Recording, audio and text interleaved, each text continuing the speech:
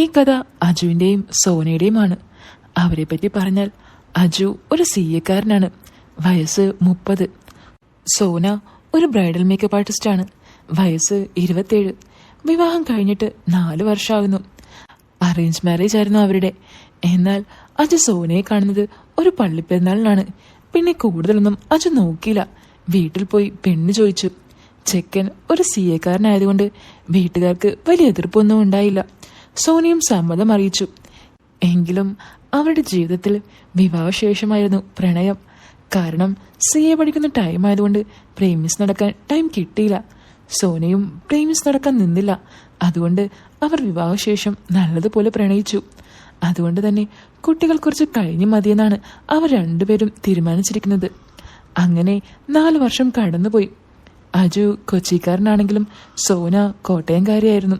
പഠിക്കാൻ കൊച്ചിയിൽ വന്നതാണ്. എന്തായാലും രണ്ടുപേരും ഇപ്പോൾ കൊച്ചിയിൽ തന്നെയാണ് താമസം. ഇന്ന് ഒക്ടോബർ 24 ഫ്രൈഡേ വൈകിട്ട് 7:30 അജു ക്ലയന്റ് മീറ്റിംഗ് കഴിഞ്ഞ് തിരക്കിട്ട് വീട്ടിലേക്ക് പോവുകയാണ്. സോനയുടെ വിളി വരുന്നുണ്ട്. എവിടെയാണെന്നുള്ള ചോദ്യവും. രണ്ടുപേരും ഒന്നിച്ച് പുറത്തുപോയി ഡിന്നർ കഴിക്കാനാണ്. കൂട്ടത്തിൽ ചില പ്ലാനും പദ്ധതികളൊക്കെ ഉണ്ട്. അജുവിന് കുറച്ച് ടെൻഷനൊക്കെ ഉണ്ട്. അത് എന്താന്നല്ലേ? അതറിയണമെങ്കിൽ 2 മാസം മുമ്പ് അജുവിൻ്റെയും സോനയുടെയും ജീവിതത്തിൽ നടന്ന കാര്യത്തിലേക്ക് നമുക്കൊന്ന് തലയിട്ട് നോക്കണം. ഇതിപ്പോൾ കേൾക്കുന്ന എല്ലാവർക്കും ആ കാര്യം എന്താണെന്നറിയാൻ നല്ല ഇൻട്രസ്റ്റ് ആണെന്ന് എനിക്കറിയാം. 2 മാസം മുൻപെന്ന് പറയുമ്പോൾ കറക്റ്റായിട്ട് ഓഗസ്റ്റ് 14 അജുവും സോനയും കട്ട പ്രേമമാണെങ്കിലും വഴക്ക് പിടിക്കുന്ന കാര്യത്തിൽ കൊച്ചു പിള്ളേരെക്കാൾ കഷ്ടമാണ് രണ്ടുപേരും. പക്ഷേ എത്ര വഴക്കിട്ടാലും അന്ന് രാത്രി പറഞ്ഞ് തീർക്കാതെ രണ്ടുപേർക്കും ഉറക്കം വരില്ല. പക്ഷേ ഒരു ദിവസം ജോലി കഴിഞ്ഞ് വന്ന അജു വീട് ലോക്ക് ചെയ്തിരിക്കുന്നത് കണ്ടു. സാധാരണ സോണ ലേറ്റ് ആയാൽ മെസ്സേജ് അയക്കുകയോ വിളിച്ചു പറയുകയോ ചെയ്യുന്നതാണ്. പക്ഷേ അന്നത്തെ ദിവസം കോളോ മെസ്സേജോ ഒന്നും കണ്ടില്ല. എന്തായാലും അജു സെക്കൻഡ് കീ ഉപയോഗിച്ച് വീട്ടിൽ കയറി. കുളിച്ച് ഫ്രഷായി വന്നെങ്കിലും സോനയെ കണ്ടില്ല. മൊബൈലിൽ വിളിച്ചപ്പോൾ സ്വിച്ച് ഓഫ്. അജുവിന്റെ മനസ്സിൽ ചെറിയ ടെൻഷൻ തുടങ്ങി. ഡൈനിങ് ടേബിളിൽ നോക്കിയപ്പോൾ ഒരു പേപ്പർ ഇരിക്കുന്നത് കണ്ടു. അജു അതെടുത്ത് നോക്കി. ഞാൻ എൻ്റെ വീട്ടിലേക്ക് പോകുന്നു, ബൈ. ഇത് മാത്രമായിരുന്നു ആ പേപ്പറിൽ ഉണ്ടായിരുന്നത്. പിന്നെ അവനൊന്നും നോക്കിയില്ല. നേരെ അവളുടെ അമ്മയെ വിളിച്ചു. ഹലോ അമ്മേ, സോന അവിടെ ഉണ്ടോ? ആ ഉണ്ട് മോനെ. വന്നപ്പോൾ തന്നെ തലവേദന എടുക്കുന്നെന്ന് പറഞ്ഞ് റൂമിൽ കയറി കഥ കടച്ചതാ. ഇതുവരെ തുറന്നിട്ടില്ല, അവളുടെ അമ്മ പറഞ്ഞു. ആണോ? എപ്പോഴാ വന്നത്? അത് ഒരു 4 മണിയായി കാണും. എന്തു പറ്റി? മോനോട് പറഞ്ഞിട്ടല്ലേ അവൾ വന്നത്? നിങ്ങൾ തമ്മിൽ എന്തെങ്കിലും വഴക്കുണ്ടായോ? അവളുടെ അമ്മ ചോദിച്ചു. ഏയ്, വഴക്കൊന്നും നടന്നിട്ടില്ല. ഞാൻ ജോലി കഴിഞ്ഞ് വന്നപ്പോൾ ഇവിടെ ഒരു ലെറ്റർ ഇരിക്കുന്നത് കണ്ടു. മൊബൈലിൽ വിളിച്ചിട്ട് സ്വിച്ച് ഓഫ്. അതാ അമ്മയെ വിളിച്ചത്. അമ്മ എന്തായാലും അവളോട് എന്നൊന്ന് വിളിക്കാൻ പറയണേ, അജു പറഞ്ഞു. ആ ശരി മോനെ, ഞാൻ പറയാം. സോന വീട്ടിലുണ്ടെന്ന് അറിഞ്ഞതിൽ അജുവിന് ആശ്വാസമായി.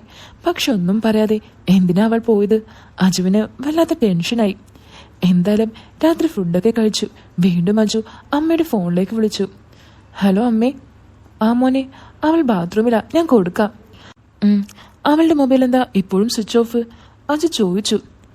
ആ, അത് കംപ്ലൈന്റ് ആയി. ഷോപ്പിൽ കൊടുത്തേക്കാന്നാ പറഞ്ഞത്. ഞാൻ കൊടുക്കാം അവൾക്ക്. ഹലോ സോന, ഞാൻ എന്തോരം ടെൻഷൻ അടിച്ചെന്ന് നിനക്കറിയോ? വീട്ടിൽ ചെന്നിട്ട് ഒന്ന് വിളിച്ചൂടെ നിനക്ക്? അപ്പുറത്ത് മൗനമായിരുന്നു. ഹലോ, ഞാൻ ചോദിച്ചത് കേട്ടില്ലേ നീ? എനിക്കൊന്നും പറയാനില്ല. അതും പറഞ്ഞ് സോന ഫോൺ കട്ടാക്കി. അജു തിരിച്ചു വിളിച്ചെങ്കിലും സോന അറ്റൻഡ് ചെയ്തില്ല. അവൾ റൂമിൽ കയറി കഥ കടച്ചുവെന്ന് അമ്മ പറഞ്ഞു. അന്നത്തെ ദിവസം സത്യത്തിൽ അജുവിന് ഉറങ്ങാൻ സാധിച്ചില്ല. സോനയുടെ മനസ്സിൽ എന്തോ കയറിക്കൂറിയിട്ടുണ്ട്. അതിന്റെ ആഫർ എഫക്റ്റാണ് ഈ കാണിക്കുന്നത്. പക്ഷെ അവൾ ഒരിക്കലും വീട്ടിലേക്ക് പോകില്ല. ഇതിപ്പോ എന്താണ്? എന്തായാലും കോട്ടയം വരെ ഈ രാത്രി വണ്ടി ഓടിച്ചു പോയാൽ വെറുതെ അവളുടെ വീട്ടുകാരെ ബുദ്ധിമുട്ടിക്കാമെന്നല്ലാതെ വേറൊരു പ്രയോജനവും ഉണ്ടാകില്ല. അതുകൊണ്ട് അജു എങ്ങനെയൊക്കെയോ നേരം വെളുപ്പിച്ചു.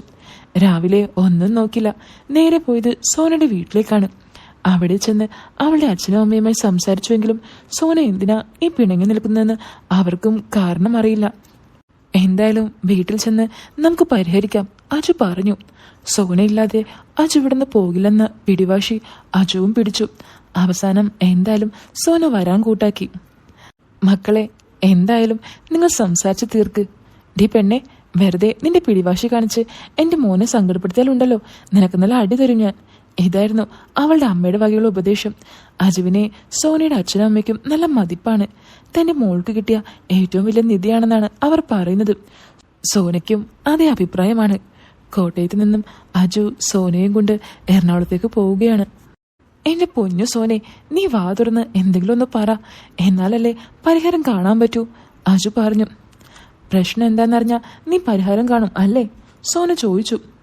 ആ, പിന്നെ കാണാതെ. എങ്കിൽ പറ, ഇത്രയും കാലത്തിനിടയിൽ നീ എന്നോട് എന്തെങ്കിലും മറച്ചു വെച്ചിട്ടുണ്ടോ? സോന ചോദിച്ചു. ഞാനെന്ത് മറച്ചു വെക്കാൻ? ഒന്നുമില്ലേ, നീ ഒന്ന് ഓർത്തു നോക്ക്. ഇല്ല സോന. ആ, എങ്കിൽ എനിക്കൊന്നും പറയാനില്ല. സോന, നീ എങ്ങും തൊടാതെ ഇങ്ങനെ പറഞ്ഞാ ഞാൻ എന്ത് പറയാനാ? നീയായിട്ട് പറഞ്ഞാൽ ഞാൻ സമ്മതിക്കാം അജു. ഇതുവരെ നമ്മൾ വഴക്കുണ്ടാക്കിയതുപോലെ ആകില്ല ഇത്, സോന തീർത്തും പറഞ്ഞു. അജുവിന് ദേഷ്യം വന്നു. അവൻ വണ്ടി നല്ല സ്പീഡിൽ ഓടിക്കാൻ തുടങ്ങി. നീ എന്നെ കൊല്ലാനാണോ വീട്ടിൽ നിന്നും വിളിച്ചോണ്ട് വന്നത്? സോന ചോദിച്ചു. അത് കേട്ടതും അജു ഒന്നുകൂടെ സ്പീഡ് കൂട്ടി. അജു, നീ മര്യാദക്ക് വണ്ടി ഓടിക്ക്, ഇല്ലെങ്കിൽ ഞാനിപ്പോൾ വണ്ടിയിൽ നിന്ന് ചാടും. വാശി പിടിച്ചിരിക്കുന്ന സോന ചിലപ്പോൾ പറഞ്ഞതുപോലെ ചെയ്യുമെന്നറിയാവുന്ന അജു വണ്ടിയുടെ സ്പീഡ് അങ്ങ് കുറച്ചു. എന്തായാലും രണ്ടുപേരും മൗനമായിരുന്ന് കോട്ടയത്ത് നിന്ന് എറണാകുളം വരെ എത്തി. വാതിൽ തുറന്ന് അകത്ത് കയറിയ സോനയെ അജു പിടിച്ചു നിർത്തി. സോന, കളിക്കാതെ നീ കാര്യം പറ. പറയേണ്ടത് ഞാനല്ല, നീയാണ് അജു, സോന പറഞ്ഞു. ഹാ, ഞാൻ എന്ത് തേങ്ങ പറയാനാ നീ പറയുന്നത്? അജു ചോദിച്ചു. ഓ, അപ്പൊ നീ പറയില്ല അല്ലേ? വേണ്ട, എങ്കിൽ ഞാൻ തന്നെ പറയാം. നിനക്ക് എന്ന് മുതലാ അജു എന്നെ മടുത്തു തുടങ്ങി? സോന ചോദിച്ചു. നീ എന്ത് വട്ടാ സോന ഈ പറയുന്നത്? നിന്നെ മടുക്കാനോ? നിന്നോട് ഞാൻ എപ്പോഴെങ്കിലും പറഞ്ഞിട്ടുണ്ടോ നിന്നെ എനിക്ക് മടുത്തു തുടങ്ങിയെന്ന്? അജു അവളോട് ചോദിച്ചു. ആണോ? പിന്നെ നീ എന്നു മുതലാ സ്പായിൽ പോകാൻ തുടങ്ങിയത്? അത് കേട്ട അജു ഒന്ന് നെട്ടി. പക്ഷെ പുറമെ കാണിക്കാതെ അവൻ അതിന് മറുപടി നൽകാൻ ശ്രമിച്ചു. നീ എന്താ സോനെ പറയുന്നത്? എനിക്ക് വേറെ പണിയില്ല അവിടെ പോവാൻ. ഡാ, നീ മുഖത്ത് നോക്കി കള്ളം പറയുന്നോ? സോന അതും പറഞ്ഞ് അവന്റെ പഴയ ഫോൺ ബാഗിൽ നിന്നും എടുത്തു കാണിച്ചു. അജു, നീ വെറുതെ പകലിനെ ഇരുട്ടാക്കാൻ നോക്കണ്ട. ഈ ഫോൺ ഞാൻ ഇന്നലെ എന്റെ മൊബൈൽ ഓഫായപ്പോൾ എടുത്ത് യൂസ് ചെയ്യാൻ നോക്കി. ഇതില് വാട്സപ്പിൽ നീ സ്പാ കോണ്ടാക്ട് ചെയ്തതിന്റെ തെളിവ് എനിക്കുണ്ട്. ആദ്യം ഒന്ന് പതറിയെങ്കിലും അജു വീണ്ടും കള്ളം പറയാൻ ശ്രമിച്ചു. ഓ, അത് പിന്നെ കണ്ടിന്യൂസ് ലോങ് ഡ്രൈവ് ചെയ്യുന്നത് കൊണ്ട് ബാക്ക് പെയിൻ കാരണം ഒന്ന് പോയാലോ എന്ന് കരുതിയതാ.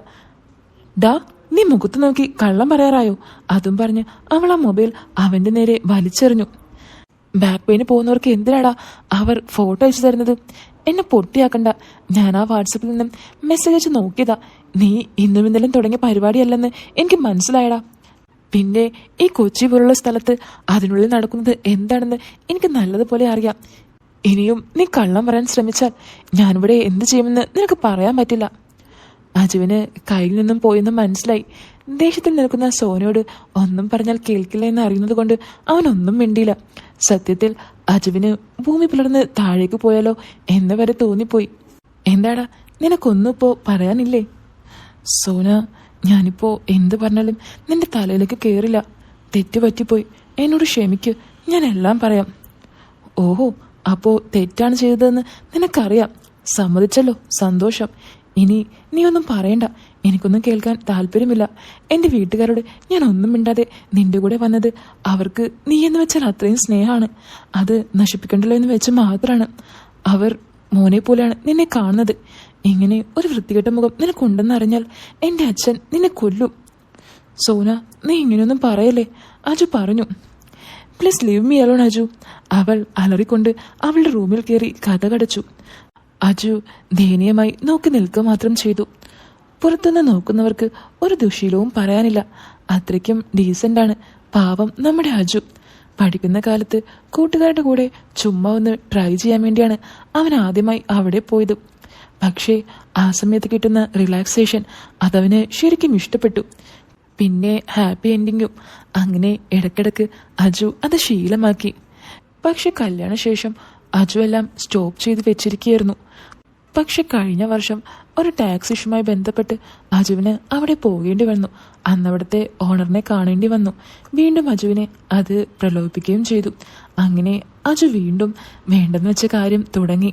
പക്ഷെ ഒരിക്കലും മനസ്സുകൊണ്ട് സോനയെ ചതിക്കണമെന്ന് അജു വിചാരിച്ചിട്ടേയില്ല.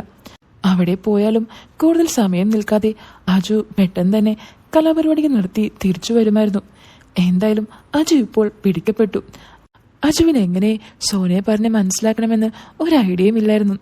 പിന്നീടുള്ള ദിവസങ്ങളിൽ സോനയും അജുവും മിണ്ടാറില്ല. അവരുടെ ആ പിണക്കം 2 ആഴ്ച നീണ്ടുനിന്നു. സത്യം പറഞ്ഞാൽ രണ്ടുപേർക്കും അത് നന്നായി വീർപ്പുമുട്ടി. അജു പലതവണ അവളുടെ വാട്സപ്പിൽ ക്ഷമ ചോദിച്ച് മെസ്സേജ് അയച്ചു. എങ്കിലും ഒന്നിനും സോന റിപ്ലൈ ചെയ്തില്ല. വളരെ ആക്റ്റീവായി നടക്കാറുള്ള സോനയുടെ ഇപ്പോഴത്തെ ഈ മാനസിക സംഘർഷം സോനയുടെ കൂട്ടുകാരി അനു ശ്രദ്ധിച്ചു. അനു സോനയുടെ ബെസ്റ്റ് ഫ്രണ്ടാണ്. ആള് ഒരു IT പ്രൂഫാണ്. കുട്ടിക്കാലം മുതലേ ഒരുമിച്ചാണ് അവർ സ്കൂളിൽ പോകുന്നത്. പിന്നെ കൊച്ചിയിലെ കോളേജിലും ഒരുമിച്ച് തന്നെ. പിന്നെ അനു IT മേഖലയിലേക്ക് തിരിഞ്ഞു. സോന നല്ല സുന്ദരിയായതുകൊണ്ട് ഫോട്ടോഷൂട്ടിനും പലരും വിളിക്കായിരുന്നു. ആ ഫോട്ടോഷൂട്ടിന് മേക്കപ്പ് ചെയ്ത് തുടങ്ങി. പിന്നെ അവസാനം സോന ഇന്ന് ബ്രൈഡൽ മേക്കപ്പ് ആർട്ടിസ്റ്റായി മാറി. എന്തായാലും അനു സോനയുടെ ഇപ്പോഴത്തെ പ്രശ്നം ചോദിച്ചറിയാൻ സ്റ്റുഡിയോയിൽ വന്നു. ഫോണിൽ വിളിച്ചാൽ സോന നേരെ ചൊവ്വ സംസാരിക്കാൻ നിൽക്കാറില്ല. സോന അനുവിനോട്